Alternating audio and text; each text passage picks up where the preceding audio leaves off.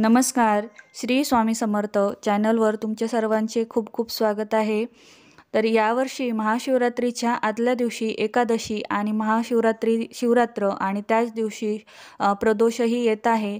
त्यामुळे बऱ्याच जणांना एकादशीचा उपवास, महाशिवरात्रीचा उपवास आणि प्रदोषचा उपवास कसा धरावा याबाबत बऱ्याच जणांना प्रश्न पडला आहे की मग उपवास कधी धरायचा आणि कधी सोडायचा, कोणता धरायचा आणि कोणता नाही धरायचा. तर आपण ह्या व्हिडिओमध्ये या सगळ्या गोष्टी जाणून घेऊया. तर यावर्षी 2 एकादशी आलेल्या आहे व लगेच दुसऱ्या दिवशी प्रदोष आणि महाशिवरात्र एकत्र आल्या आहे. त्यामुळे बऱ्याच लोकांचा गोंधळ होत आहे. एकादशी उपवास कसा धरावा? तर जरी 2 एकादशी आलेल्या असल्या तरी आपण सर्व वैष्णव वारकरी बांधव दुसरी भागवत एकादशीच म्हणजे जी गुरुवारी भागवत एकादशी आहे ती सर्वांनी धरायची आहे.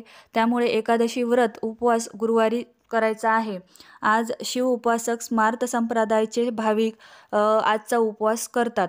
शुक्रवारी महाशिवरात्र आहे तर गुरुवारची एकादशी कशी सोडायची आणि त्याचबरोबर महाशिवरात्रीचा उपवासही कसा धरायचा ते बघूया.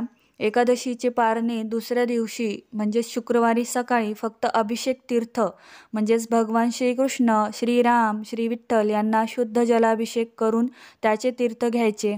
अभिषेक करताना अक्षदा आणि तांदूळ यांचा वापर करायचा नाही.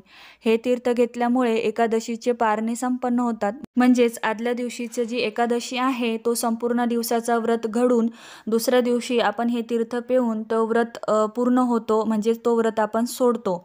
आणि त्याचबरोबर शिवरात्रीचा उपवास हा चालूच राहतो. म्हणजे फक्त तीर्थ पिऊन आपल्याला एकादशी सोडायची आहे आणि बाकी काहीच न खाता शिवरात्रीचा उपवास धरायचा आहे. त्याचबरोबर शुक्रवारी प्रदोष व महाशिवरात्र एकत्र आलेले आहे. त्यामुळे जे नेहमी प्रदोष व्रत उपवास करतात त्यांनी शिवरात्र व प्रदोष हे एकाच देवतेचे असल्यामुळे दोन्ही एकाच दिवशी करण्यास काहीच अडचण नाही. म्हणजे प्रदोष व शिवरात्रीचे पारणे दुसऱ्या दिवशी शनिवारी सकाळी करायचे आहे. म्हणजेच प्रदोष आणि शिवरात्रीचा उपवास दुसऱ्या दिवशी सकाळी सोडायचा आहे. तर अशा पद्धतीने एकादशी आणि शिवरात्र आणि प्रदोष हे उपवास आपण धरायचे आहे आणि उपवास कसे सोडायचे आहे हे मी या व्हिडिओमध्ये तुम्हाला सांगितलं आहे.